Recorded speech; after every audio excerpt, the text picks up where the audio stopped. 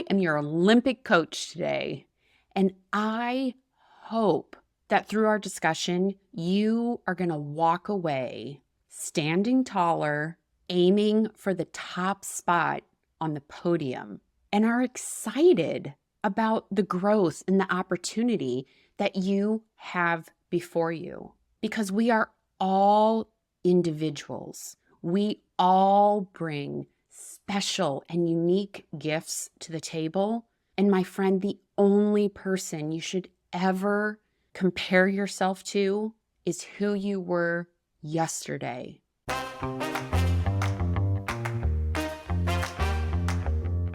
Welcome to the Pivot with Passion podcast. Hi, I'm Penny Castleman. I believe everyone is deserving of a phenomenal life. Regardless of where you came from, life is what you make of it. And when you learn to pivot with passion, your world explodes with opportunities.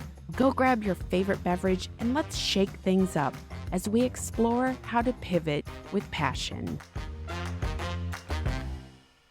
Hello and welcome to the Olympic version of Pivot with Passion. I'm thrilled that you stuck your landing. You pushed play today for yourself, and you are ready to show up and make the world take notice.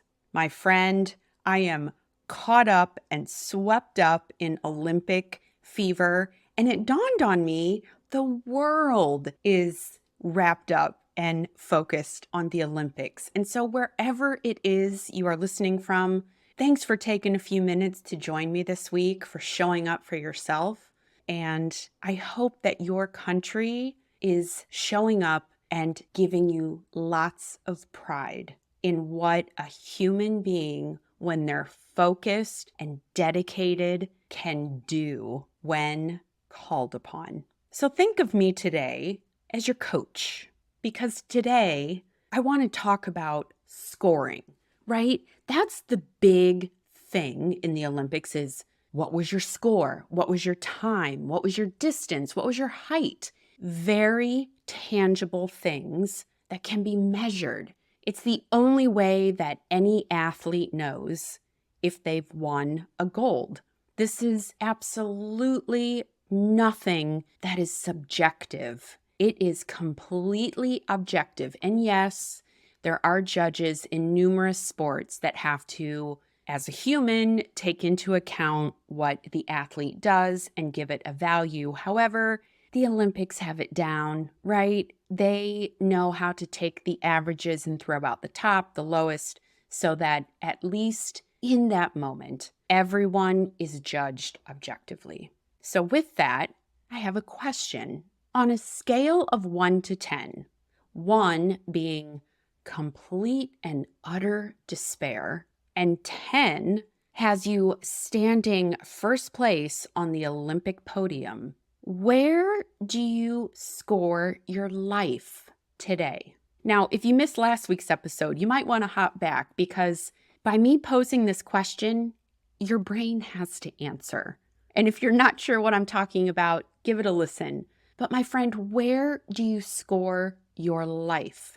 I'm using life in the broadest sense because we could break your life down into 5 segments, 7 segments, 12 different segments. But for the sake of discussion on this episode, let's just take life at a top level. If you scored yourself 3 or below, I just want to acknowledge you. I want to honor you for being completely vulnerable with yourself, and know that if this is a score that is continuous for you, please reach out for some help.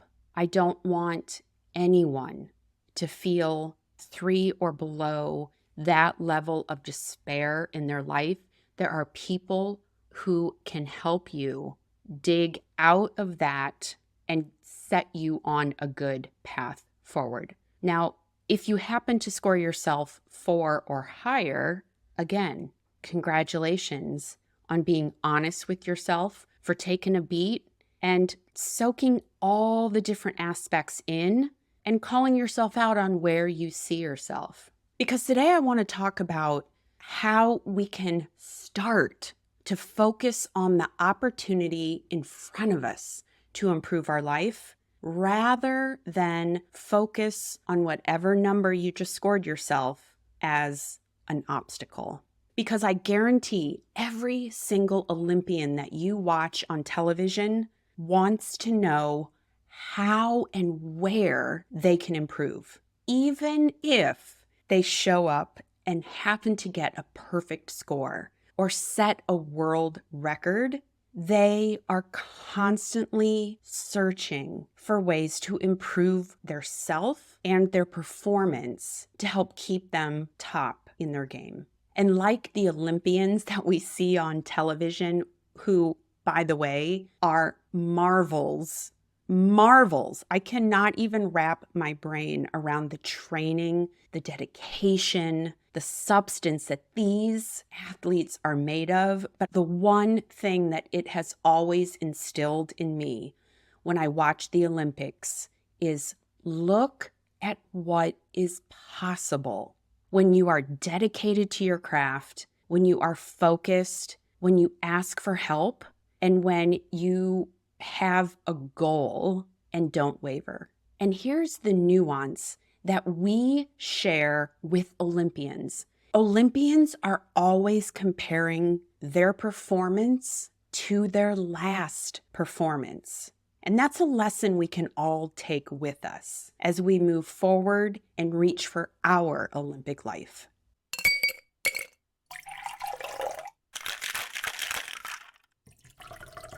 It's time for a clarity cocktail.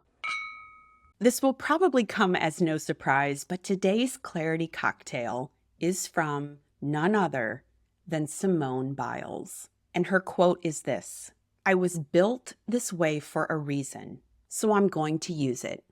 Boom, there it is. Now, of course, when I'm fascinated with athletes or artists or musicians, sometimes I just like to know some basic information. Say, if I met them on the street, would we look each other in the eye? Would I have to look up?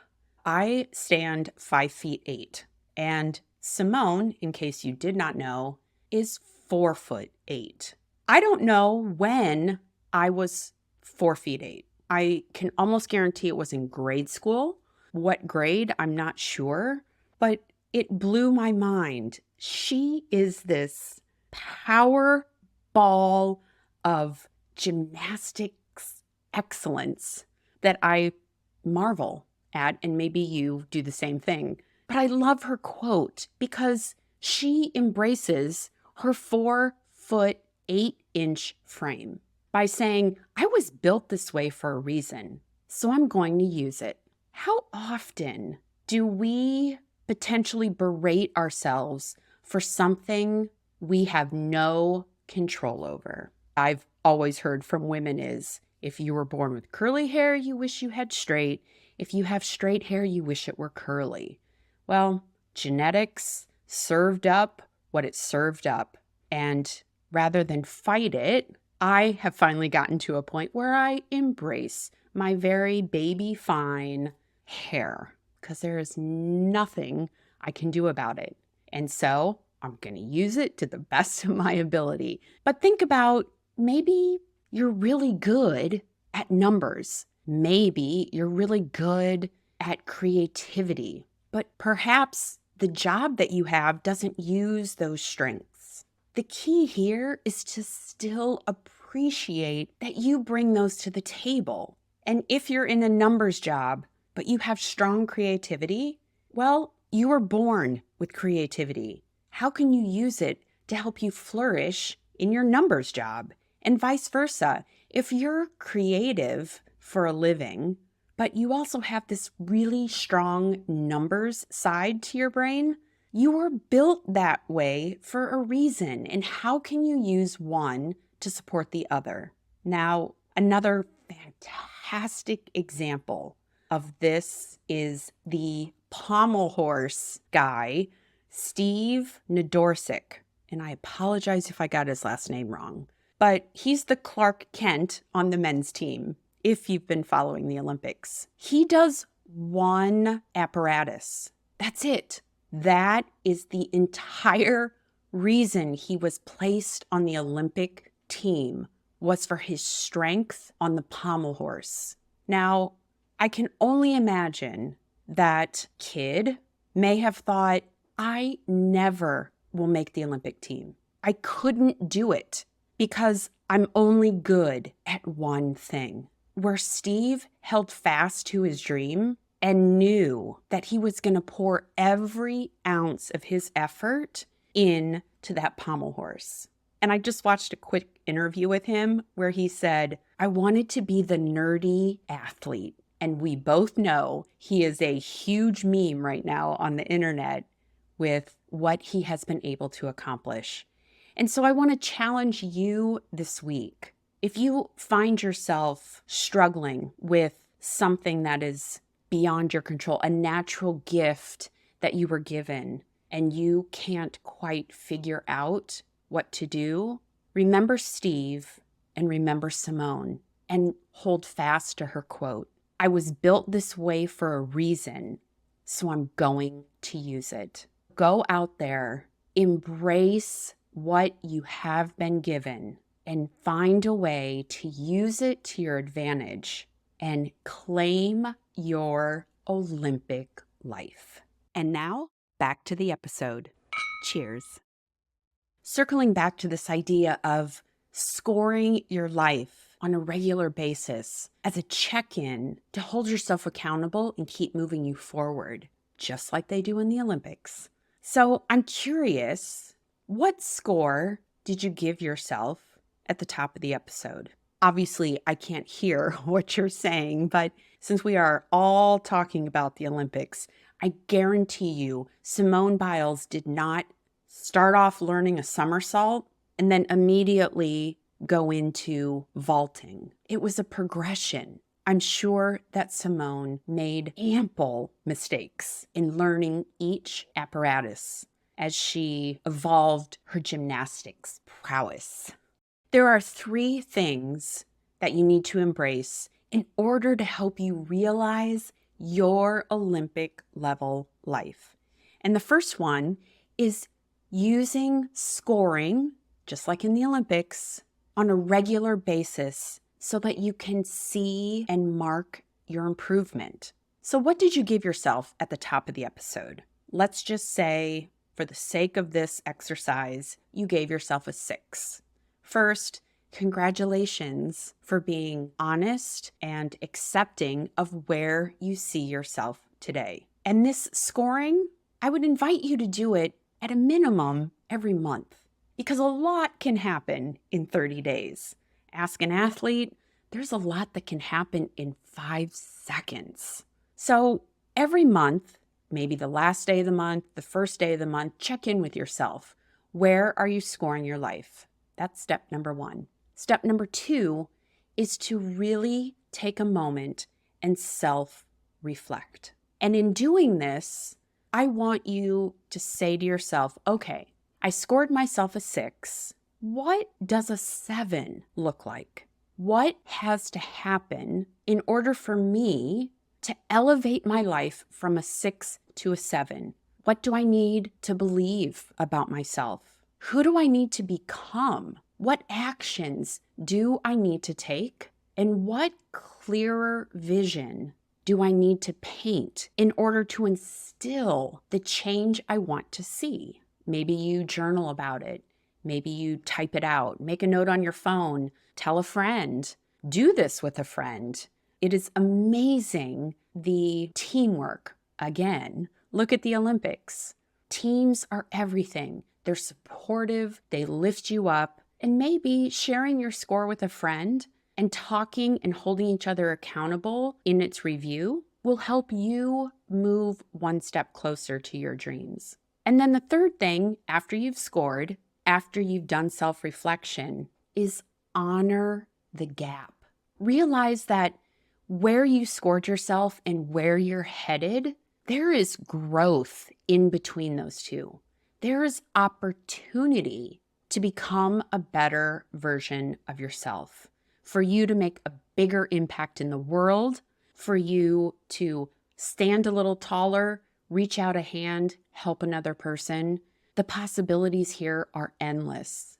Wherever it is that you scored yourself, know that there is opportunity waiting for you to grab it and grow. I am your Olympic coach today, and I hope that through our discussion, you are going to walk away standing taller, aiming for the top spot on the podium, and are excited about the growth and the opportunity that you have before you. Because we are all individuals. We all bring special and unique gifts to the table. And my friend, the only person you should ever compare yourself to is who you were yesterday. Because I guarantee that is the same approach that every athlete at the Olympic takes.